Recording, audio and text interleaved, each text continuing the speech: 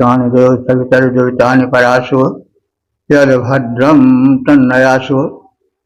ओम भद्रं कर्णेभिः शृणुयाम देवा भद्रं पश्येमाक्षभिर्यजत्राः स्थिरैरङ्गैस्तुष्टुवांसस्तनूर्भिः व्यशेमहि देवहितं यदायुः।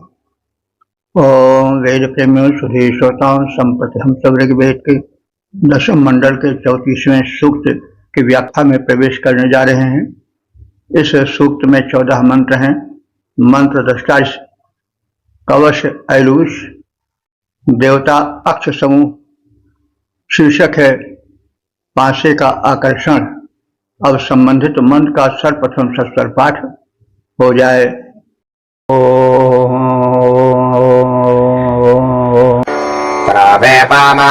बृहतो माजयन्ति प्रभातेजा ईर्णे परवृतानाः सोमस्यैव मौजपतस्य भक्षा बिभेदको जागृभिर्मह्यमच्छान्। इस पहले मंत्र में जो द्यूत क्रीड़ा होती है, जुआ खेला जाता है, तो उसमें पासे की क्या विशेषता होती है जो जुआरी को अधिक आकर्षित करती है। तो पहले हम यह जान लें कि अक्ष समूह क्या है। देवता इस सूक्त के अक्ष समूह हैं। तो अक्ष को सामान्य भाषा में पासा कहा जाता है, अंग्रेजी में शायद उसको डाइस कहते हैं। तो जुआरी कह रहा है कि जो पासे हैं जो फेंके जाते हैं जुआ खेलते समय एक पट्टी पर किसी, तो वे पासे अगर बहेड़े नामक वृक्ष की लकड़ी से बने होते हैं तो बड़े आकर्षक होते हैं। वे फेंके जाने में काफी अच्छे लगते होंगे, ध्वनि अच्छी निकलती होगी, बड़े साफ दिखाई देते होंगे। कुछ बात है कि बहेड़ा एक वृक्ष की जाति है,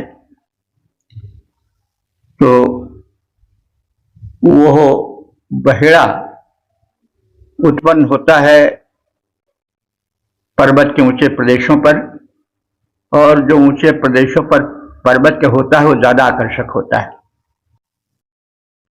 तो उस आकर्षण से जो जुआरी मस्त हो जाता है, तो उस मस्ती को वह सोमपान के मस्ती से जोड़ता है। तो सोमपान तो बड़ा दिव्य पेय है और उसको पीकर सब आनंद मग्न हो जाते हैं। सर्वाधिक श्रेष्ठ पेय, सुस्वादु पेय, आनंदप्रद पेय सोमरस का होता है। तो जुआरी के लिए तो वह बहेड़े की लकड़ी से बना हुआ पासा ही आनंद देने वाला होता है। तो यह सब जुआरी के यानी गैम्बलर और गैम्बलिंग सूट कहा जा सकता है। तो उस युग की सामाजिक स्थिति का भी यह द्योतक है। कुछ लोग ऐसे थे जो उस युग में भी जुआ खेलते थे। तो खेल तरह तरह के पहले भी थे, आज भी हैं, आगे भी संभवतः रहेंगे। तो जुआरी कह रहा है कि मुझे बहेड़े की लकड़ी के बने पासे बड़े प्रिय लगते हैं, और जब वे प्रवेपाह माने फेंके जाते हैं उस वस्तु पर जो फेंकने के लिए बनी हुई होती है, ढलने के लिए उस पासे के, तो उस पर जब पासे फेंके जाते हैं प्रवेपाह, तो वे कंपित हो जाते हैं, यानी कुछ उनमें हल्का सा कंपन सा होता है। क्योंकि बड़े साफ बने होते हैं वे, तो इसलिए बड़े ढलते हैं, ढलते हुए कुछ हल्का सा कंपन पैदा कर देते हैं, तो उस कंपन का आकर्षण उस जुआरी को, गैम्बलर को बहुत अधिक प्रिय लगता है। और वो कहता है कि वह पासा जो कि बहेड़े की लकड़ी से बनता है, और खास तौर से वह बहेड़ा का वृक्ष जो कि पहाड़ों के ढालू स्थान पर उगे हुए वृक्ष का होता है, और वह इन्होंने माने जुआ खेलने के पट्ट पर, पट्ट माने तख्ता, तो उस पर पासा फेंका जाता होगा, एक लकड़ी का तख्ता बना रहता होगा, एक पट्ट, तो एक बोर्ड एक बना रहता होगा। तो जब उस पर वह पासा फेंका जाता है, और खास तौर से वह पासा जो कि पहाड़ के ढालू प्रदेश पर होता है, तो जब वह उस पट्ट पर, उस बोर्ड पर गिरता है जिस पर पासा फेंका जाता है, तो बड़ा ही अच्छा लगता है जब कंपित होता है। तो ये जुआरी के शब्द हैं, गैम्बलर के शब्द हैं। तो वह आनंद जो हृदय में उत्पन्न होता है, उस आनंद की तुलना की जा रही सोमरस से, सोमरस के, भक्षा माने पान के समान जब सोमरस पिया जाता है तो जैसे उसमें आनंद आता है, मस्ती आती है, वैसे ही मस्ती इस बहेड़े के वृक्ष से बने हुए जो है वो पासे से आती है। और जागृवी ही माने जीता जागता हुआ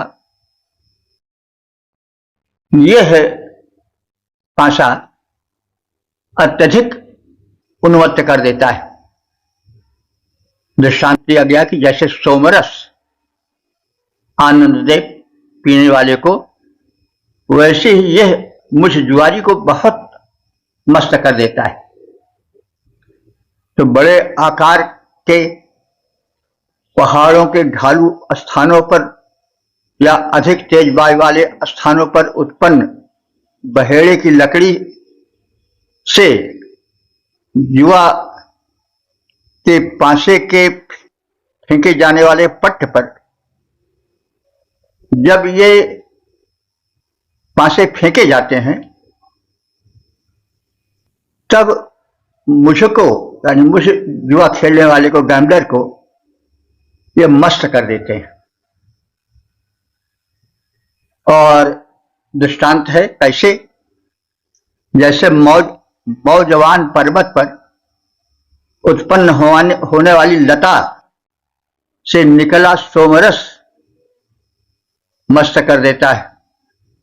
तो मौजवान पर्वत हिमालय की एक ऊंची चोटी है, उस चोटी पर जो सोमलता होती है, उस सोमलता से जो सोमरस निकाला जाता है वो सर्वाधिक उत्कृष्ट माना जाता है।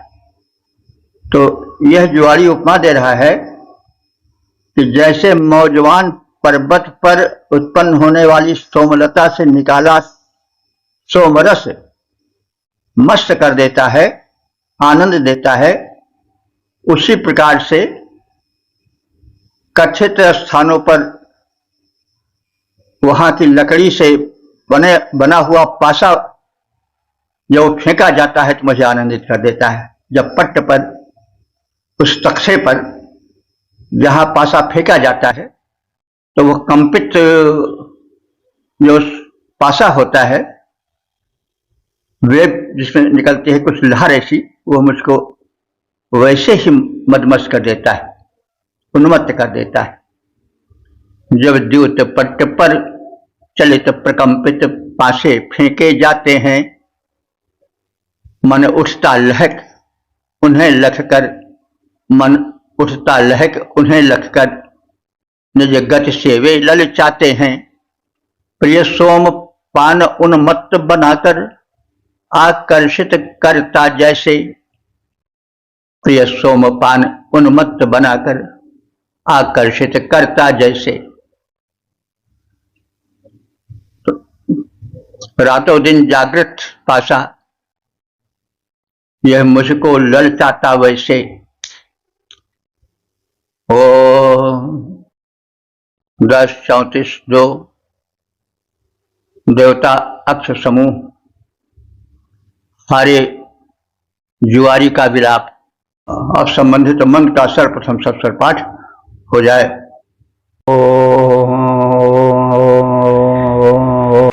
नमामि मेधनजहेळ एषा शिवा सखिब्ध उदमह्यमासीत्। अक्षस्याहमेकपरस्य हेतोर्णौ रतामपजायामरोधम्।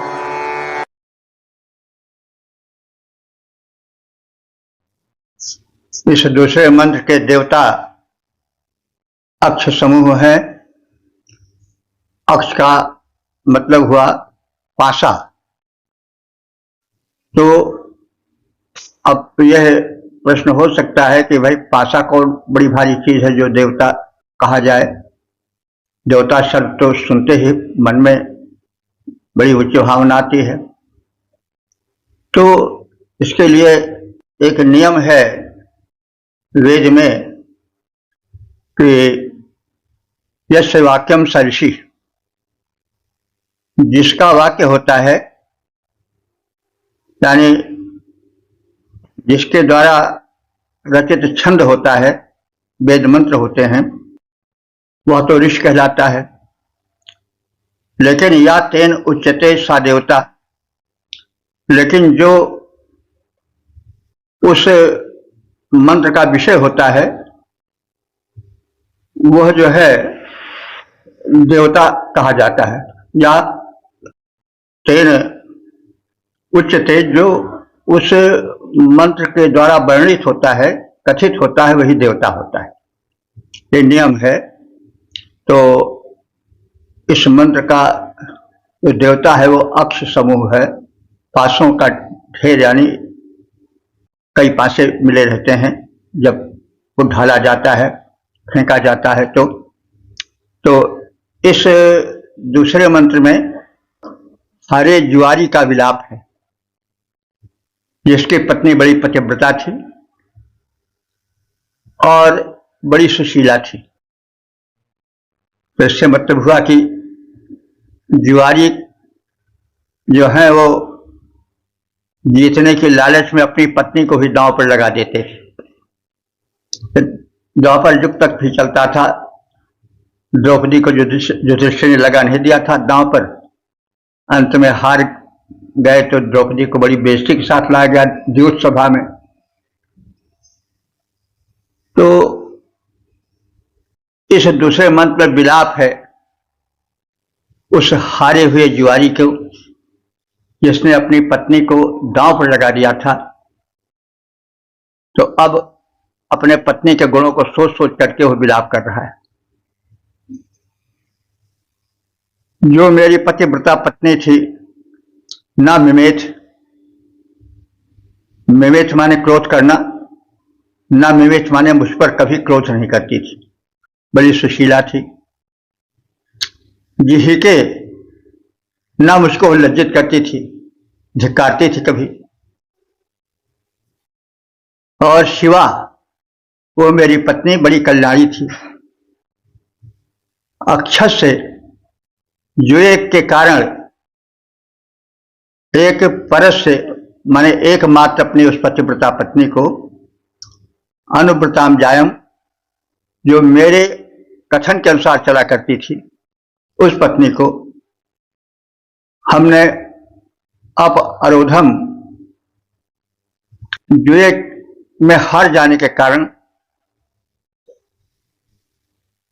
विवश हो गया उसको छोड़ देने को। क्योंकि जो चीज दांव पर लगाई जाती है वह जो हार जाता है उसके हाथ की नहीं रह जाती, फिर उसको जो जीतता है उसे दे देना पड़ता था। यह मेरी पतिव्रता पत्नी, जो मुझ पर क्रोध नहीं करती थी और मुझे लज्जित नहीं करती थी, वो कल्याणी थी। मेरे तथा मेरे मित्रों को सुख देने वाली थी, उनका स्वागत करती थी, सत्कार करती थी। वो एकमात्र मेरी पतिव्रता पत्नी मेरे जुए खेलने के कारण हार जाने से वो मेरी पतिव्रता पत्नी मुझसे छूट गई, बड़ा अनर्थ हो गया। यह विलाप है उस हारे हुए जुआरी का। मेरी पत्नी मुझ पर न क्रोध करती, न कभी लज्जित करती। मेरी पत्नी मुझ पर न क्रोध करती, न कभी लज्जित करती। वह कल्याणी मेरा मेरे मित्रों का ध्यान बड़ा रखती। सुख देने वाली पतिव्रता मेरी पत्नी भोली भाली। छिन गई हाय, छिन गई हाय जुए के चक्कर में मुझसे मेरी वह घर वाली। ओ 10:34-3 देवताक्ष समूह। शीर्षक सामाजिक दृश्य में पतित जुआरी। अब संबंधित मंत्र का सर्वप्रथम सत्वर पाठ हो जाए।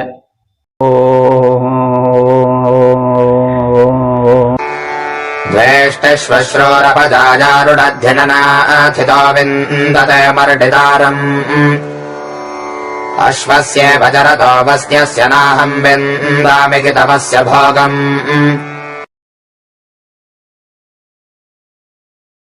इस तीसरे मंत्र में हारे हुए जुआरी की सामाजिक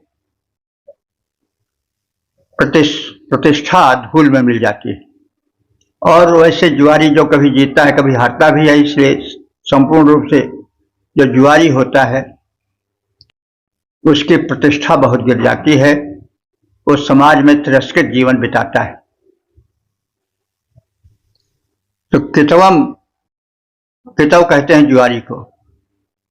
जुआरी से उसका या उसकी श्वश्रूह द्वेष की सास द्वेष करती है। जाया अपरुद्ध उसकी स्त्री भी उसे छोड़ देती है। भैया पता नहीं कब लगाए दे हमें दांव पर। और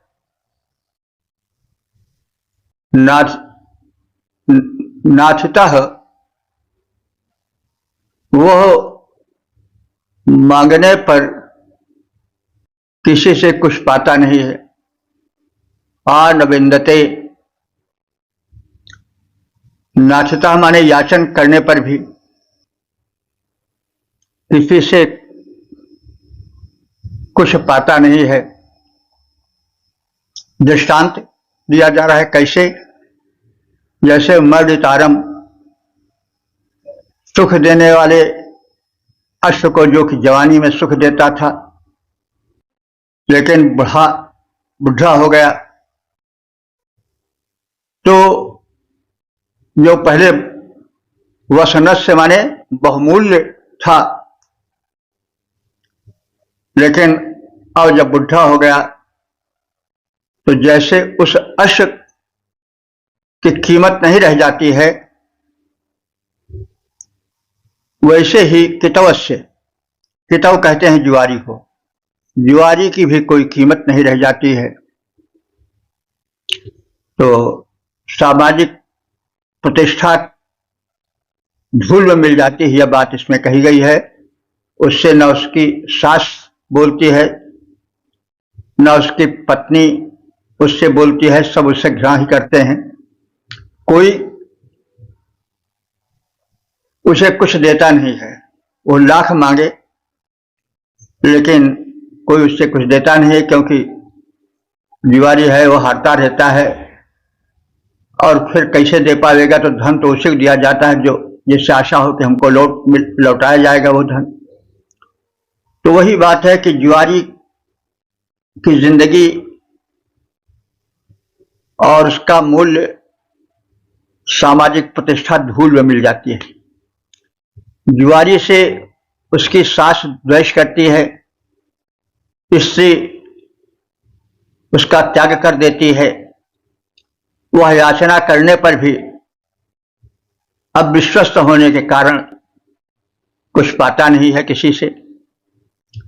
बूढ़े घोड़े के समान जो पहले बहुमूल्य रहा हो यौवन में, लेकिन जब बुढ़ा हो गया तो उसकी कीमत कोई नहीं रह जाती है, उसका मूल्य देने को कोई नहीं तैयार होता है। वैसे ही दशा हो जाती है जुआरी की। उस पर कोई विश्वास नहीं करता है, उसकी सामाजिक प्रतिष्ठा धूल में मिल जाती है, उसकी कोई कीमत नहीं रह जाती है। सास द्वेष करती है पत्नी उसे छोड़ देती है, सास द्वेष करती है पत्नी उसे छोड़ देती है। वह पाता कुछ नहीं मोड़ दुनिया यों मुख लेती है। बूढ़े घोड़े का न मूल्य रह जाता है कुछ, जैसे मान प्रतिष्ठा लाभ जुआरी को न मिल पाता वैसे। ओ 10:34 देवता अक्ष समूह शीर्षक हारे जुआरी की दुर्दशा। अब संबंधित मंत्र का सर्वप्रथम सस्वर पाठ हो जाए।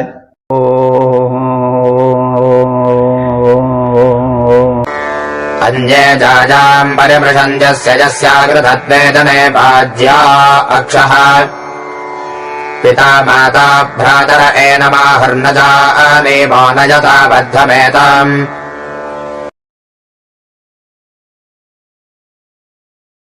इस चौथे मंत्र में हारे हुए जुआरी की दुर्दशा और उसकी पत्नी का अपमान और उसकी दुर्दशा का कथन है। तो जुआरी लालच में कि अपनी बात जीत जाएंगे, अपनी बात जीत जाएंगे, तो अंत में अपनी पत्नी को चढ़ा देते थे फांसी पर। तो पत्नी को जो हार जाते थे तो बड़ी दुर्दशा होती थी उसकी और उसके पत्नी की। तो पत्नी को तो लोग उसके केश पकड़ करके खींचते थे, उसके वस्त्र को खींचते थे, संभवतः नग्न कर देना चाहते थे। और वो जब भागने लगता था लोग उसको पकड़ लेते थे और फिर उसे उसके बाप तक, परिवार वाले तक दूर हो जाते थे और कहते थे हमसे इसका कोई मतलब नहीं है। तो ये हारे हुए जुआरी की दुर्दशा है। यदा कितवा, जब कितव कहते हैं जुआरी को, यदा कितवा पराजितो भवति, जब वो जुआरी हार जाता है तो हारे हुए जुआरी की पत्नी को, जाया को अस्पृशंति, जीते हुए जुआरी उसको पकड़ लेते हैं और उसके केश को, उसके वस्त्र को खींचने लगते हैं और जुआरी को बांध देते हैं। पकड़े और बद्धम माने बांधे हुए जुआरी को पिता माता भ्रातरा आहु, उसके पिता माता और भाई आहु माने कह देते हैं कि ना जानी मह, हम इसको नहीं जानते हैं, यह मेरा कोई नहीं है। नयत बद्ध इतम, इस बंधे हुए को जहां चाहो वहां ले जाओ, इससे मेरा कोई संबंध नहीं है। बड़ी दुर्दशा है। तो जिस पुरुष के धन पर बलवान जुए का पासा जब उसको ललचाने लगता है, अर्थात जो अपनी संपत्ति को जुए में लगाने लगता है, तो इस जुआरी की पत्नी जो उसके द्वारा रखी जाती है पासे पर, तो जो जीता हुआ जुआरी होता है वह उसके वस्त्र केश आदि खींचकर अपमानित करने लगते हैं उसकी पत्नी को और उसके पति को। जुआरी को पकड़ लिया जाता है, उसको बांध लिया जाता है कहीं भाग न पावे, और जब वह गुजरता है तो उसके देखने वाले माता पिता भाई इसके विषय में कहते हैं कि हम इसको नहीं जानते हैं, इसको बांधकर जहां चाहो तहां ले जाओ, हमसे इसका कोई नाता नहीं। तो बड़ी दुर्दशा है। यह दृश्य बिल्कुल द्वापर युग में युधिष्ठिर के द्रौपदी के हार जाने से मेल खाता है। यदि हार जुआरी जाता उसकी पत्नी कष्ट उठाती है, यदि हार जुआरी जाता उसकी पत्नी कष्ट उठाती है, जीते जाने पर वस्त्र केश कर्षण द्वारा दुख पाती है, पारिवारिक जन तक उसको अपना कहने से कतराते हैं, पारिवारिक जन तक उसको अपना कहने से कतराते हैं, बांधो ले जाओ, इसे न हम जानते न कोई नाते हैं। 10:34-5 देवता अक्षर समूह शीर्षक जुए के प्रति आसक्ति। अब संबंधित मंत्र का सर्वप्रथम सत्वर पाठ हो जाए।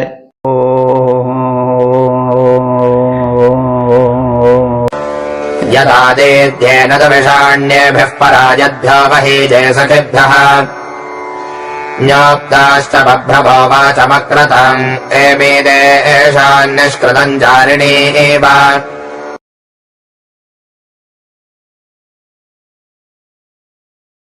इस पांचवें मंत्र में जुए के प्रति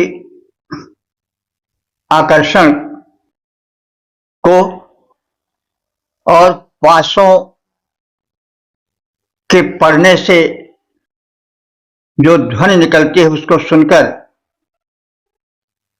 जो जुआरी होता है वो किस प्रकार से मजबूर हो जाता है कि चाहने पर भी अपने को नहीं रोक पाता है और जुआ खेलने के लिए तत्पर हो जाता है। जो द्यूत सभा है, जो जुआ खेलने का अड्डा है, वहां पर पहुंच ही जाता है। तो पासों के प्रति दृढ़ाशक्ति का कथन स्वयं जुआरी करता है। उत माने जब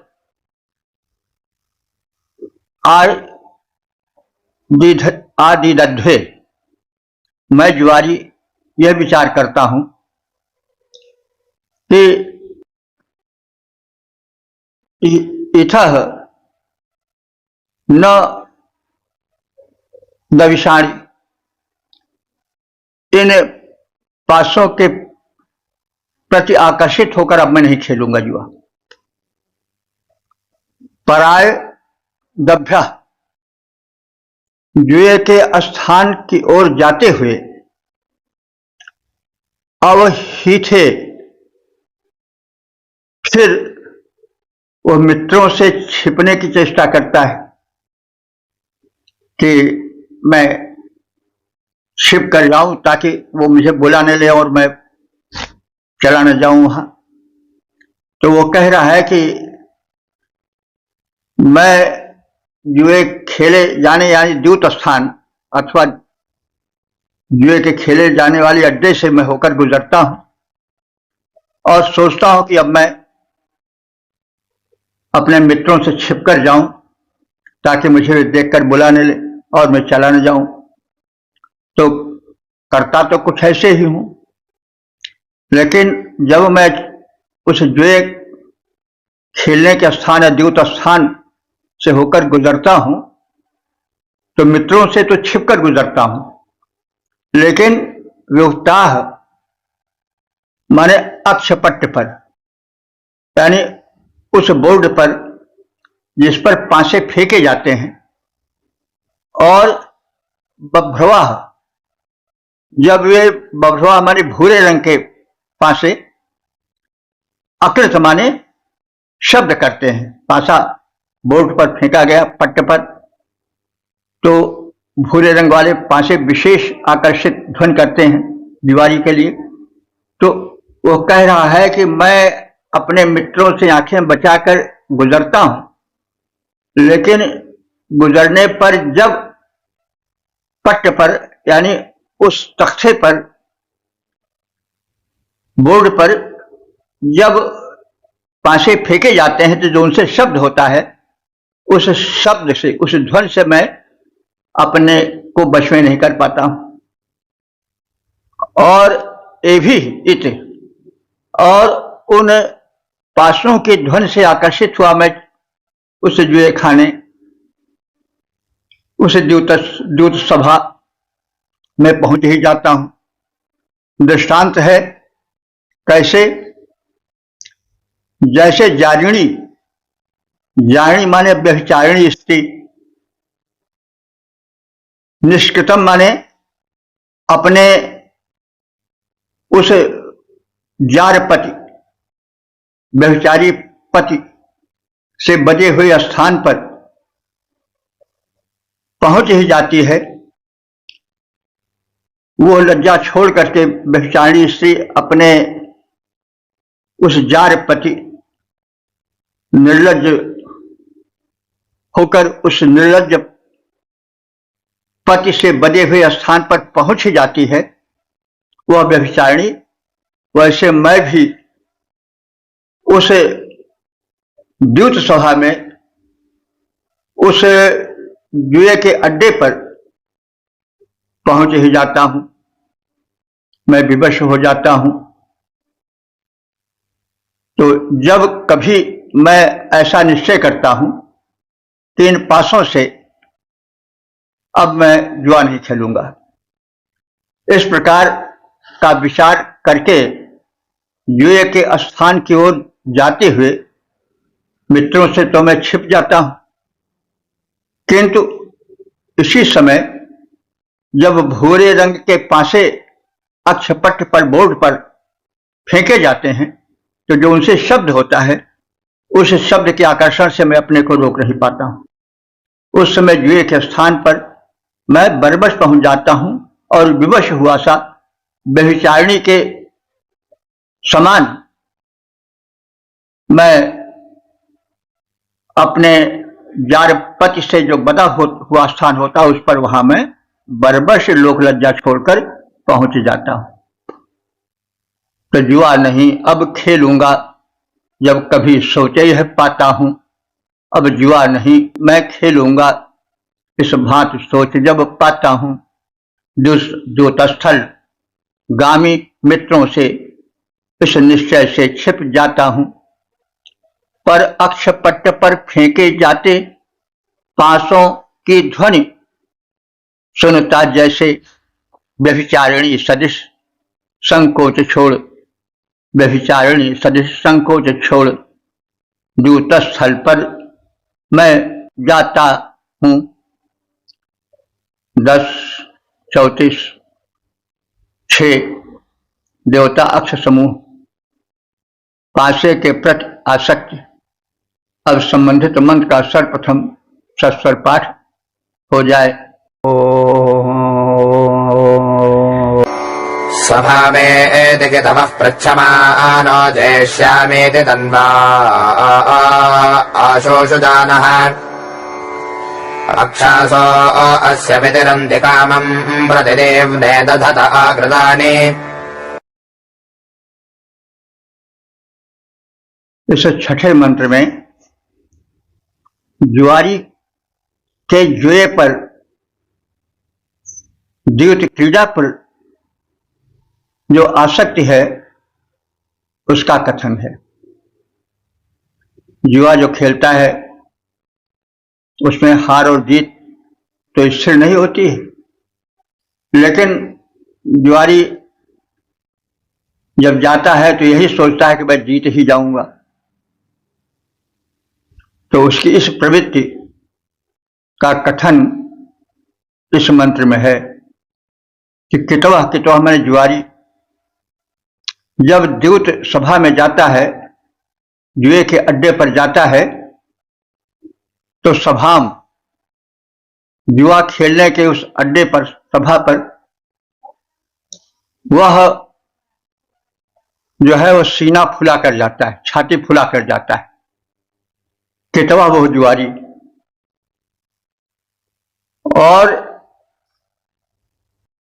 पूछता है कि वस्वः शरीर से शुष्क जाना, और वहां बैठे हुए लोगों से शुष्क जाना माने चमकते हुए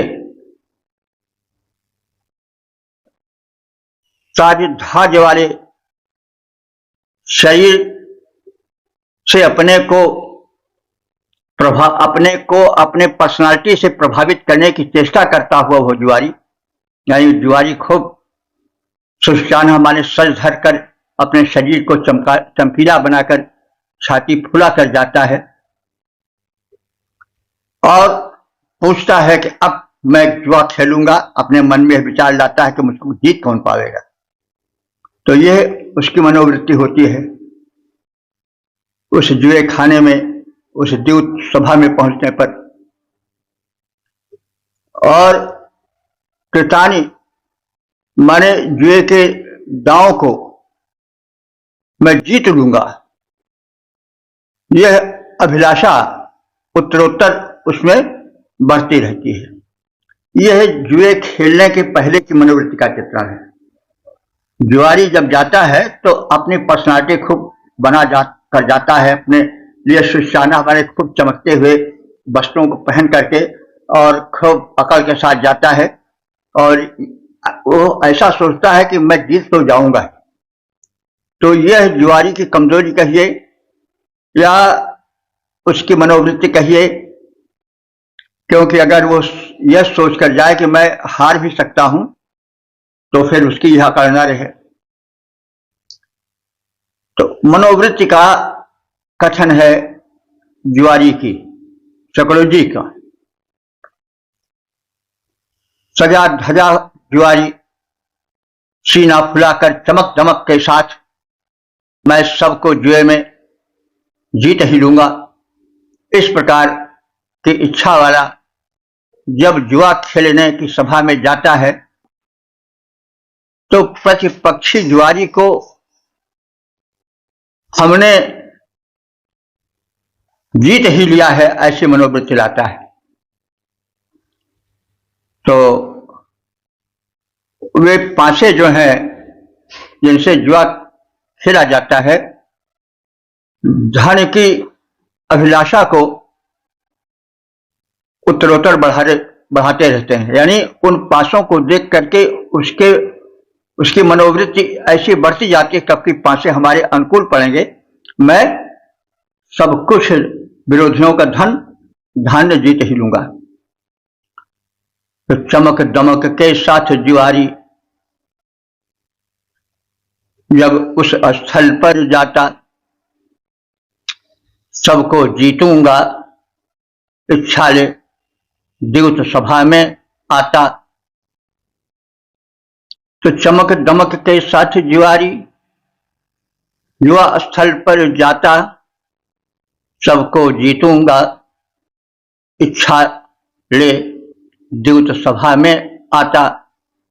प्रस्तुत किए गए पासों पर जब वह दृष्टि जमाता, प्रस्तुत किए गए पासों पर जब वह दृष्टि जमाता, विजय जन्य धन अभिलाषा ले झूम जुआरी जाता। विजय जन्य धन अभिलाषा ले झूम जुआरी जाता। तो ज्वारी की मनोवृत्ति का अच्छा चित्रण किया गया है। ओम 10 34 7 देवताक्ष समूह। शीर्षक है पासे के स्वरूप। अब संबंधित मंत्र का सर्वप्रथम सस्वर पाठ हो जाए।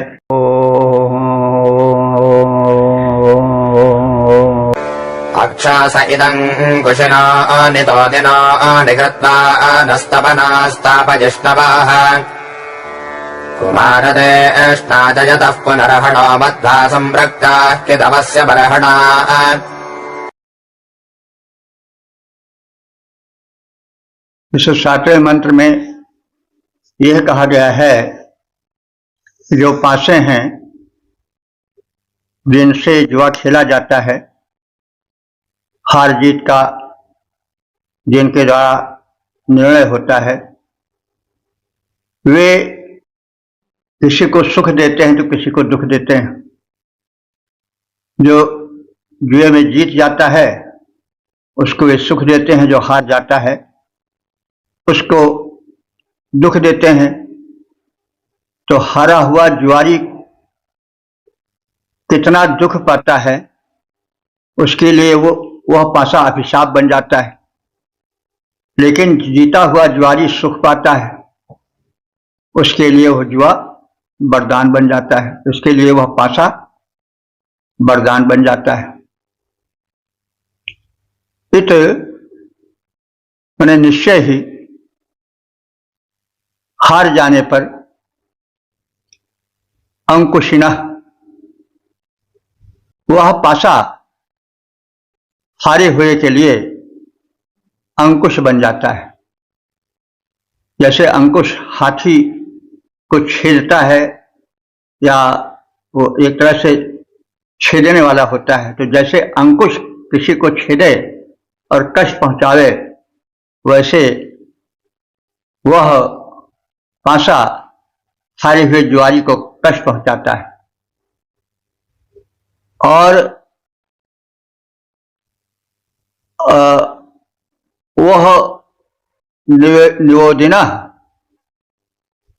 नियोदिना हमारे चाबुक की तरह उस पर प्रहार करने वाला प्रतीत होता है।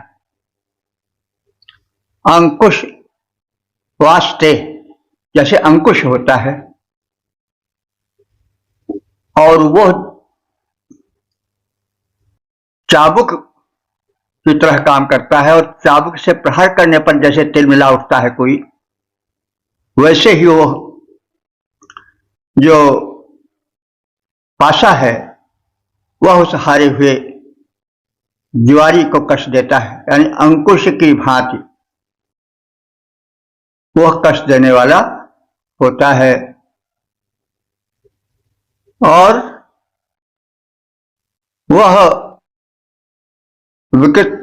विकृतवाना, वह पासा हारे हुए जुआरी को जड़मूल से बर्बाद कर देने वाला हो जाता है। तपनाह, वह पासा हारे हुए जुआरी के लिए संताप प्रदान करने वाला होता है, बहुत संतप्त हो जाता है वो। और वह कुटुंब के लिए तापनः, संताप प्रदान करने वाला हो जाता है, क्योंकि जब जुआरी हार जाता है तो पूरा परिवार उसके कष्ट को देख करके कष्टित होगा ही, अपने घर की संपत्तियों को भी लगा देता है, तो पूरा परिवार उससे व्यथित हो जाता है, परिवार संतप्त हो जाता है। लेकिन जो जुआरी जीत जाता है उसके लिए वह पासा विपरीत स्थिति को पैदा करने वाला हो जाता है। उसके लिए दृष्टांत दिया जा रहा है, उपमा दी जा रही है कि कुंवार देशना, जैसे किसी के यहां पुत्र पैदा हो जाए और पुत्र का जन्म से सुख देने वाला हो जाए, वैसे वह पासा सुख देने वाला हो जाता है। जयता माने जीतने वाले के लिए, और मध्वा माने मधुर वातावरण पैदा कर देता है, और संपृक्ता माने सुख से सना हुआ उसके लिए पूरा वातावरण प्रतीत होता है, यानी अत्यधिक हर्ष से वो झूम उठता है। और जो हारा हुआ ज्वारी होता है उसको जो कष्ट होता है वह प्राण हरण वाला कष्ट होता है। तो जुए के पासे निश्चय ही अंकुश के गुण वाले हो जाते हैं। उसके लिए जो हारा हुआ ज्वारी होता है उसके लिए जुए के पासे निश्चय ही अंकुश के गुण वाले हो जाते हैं। माने अंकुश से जैसे कोई पीड़ित और प्रताड़ित हो वैसे, और चाबुक से जैसे कोई प्रताड़ित किया जाए और उससे कष्ट हो, तिलमिला उठे, वैसे वह पासा हारे हुए ज्वारी के लिए हो जाता है। हारे हुए ज्वारी के परिजनों को वह परम कष्टदायक हो जाता है। इसके विपरीत विजयी ज्वारी के लिए ये पासे पुत्र रत्न को जन्म देने के समान हर्षप्रद हो जाते हैं। मत से सने पदार्थ के समान सुख देने वाले हो जाते हैं। पराजित जुआरी का सर्वस्व हरण कर उसके लिए तो मृत्यु की तरह होते हैं, मरण की तरह हो जाते हैं ये पासे। तो ये पासे दोहरा आचरण दिखाते हैं। हारे वाले के लिए एक प्रकार का कष्टकर पासा होता है और जीतने वाले की विपरीत परिस्थिति बनाने वाला, विपरीत गुण प्रदान करने वाला हो जाता है। तो पास से अंकुश बने हारे हुए ज्वारी पर अधिकार चलाते, चाबुक सदृश जहां चाहे वे उसको हैं ले जाते। हारे हुए ज्वारी को वे जितना अधिक सताते, हारे हुए ज्वारी को वे जितना अधिक सताते, जीते हुए जुआरी को उतना ही सुख पहुंचाते।